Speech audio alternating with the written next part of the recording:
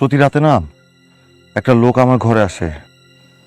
আমি ঘুমিয়ে গেলে সে আমার সাথে কথা বলে। সাদা পাঞ্জাবি পরা, বলে সে নাকি জীবনানন্দ দাস। কি হয়েছে তোমার? চোখ মুখ এরকম দেখাচ্ছে কেন? গতকাল রাতে তুমি ফোন করবে বলে আর ফোন করোনি, হয়তো ঘুমিয়ে গিয়েছিলাম, তাই আমি কয়েকবার ফোন করেছিলাম।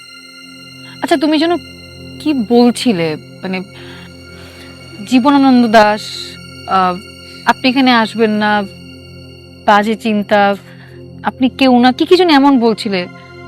কেন, কি হয়েছে বলো তো? আমি জানি না, আমি জানি না জ্যোতি। প্রতি রাতে না একটা লোক আমার ঘরে আসে। আমি ঘুমিয়ে গেলে সে আমার সাথে কথা বলে। সাদা পাঞ্জাবি পরা, বলে সে নাকি জীবনানন্দ দাস। আমাকে আমাকে কবিতা লিখতে নিষেধ করে, আরো অনেক কিছু বলে। আমি বুঝি না। আর কি বলো, শোনো, এগুলো কিছুই না, স্বপ্ন সত্যি হয় না।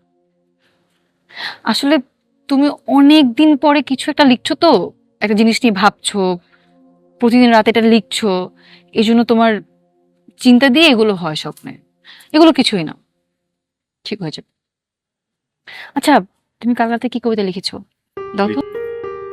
অবশ্যই কবিতা লিখেছো, দাও, দাও না। জ্যোতি, আমার মনে হয় আমি আর কবিতা না লিখি। আমাকে দিয়ে সব হবে না। কি বলেছো হবে না? তুমি জানো তুমি কত ভালো কবিতা লিখো। শোনো, তুমি এখন থেকে প্রতিদিন একটা করে কবিতা লিখবে আর আমাকে শোনাবে। পড়ি।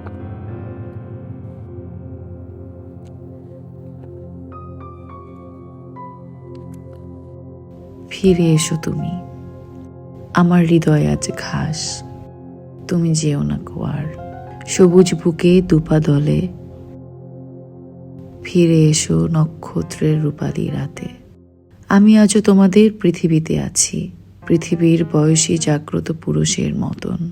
আমি গ্রিক, রোমান, মিশরীয় রঙিন আয়োজনে থাকবো আমি শুধু হৃদয় পেতে। তুমি বারবার ফিরে এসো এই সবুজ মাঠে, আমার হৃদয়ে এসো ফিরে। সাজিদ, সাজিদ, সাজিদ, আপ- এই দাঁড়াও, কই যাচ্ছো? সাজিদ।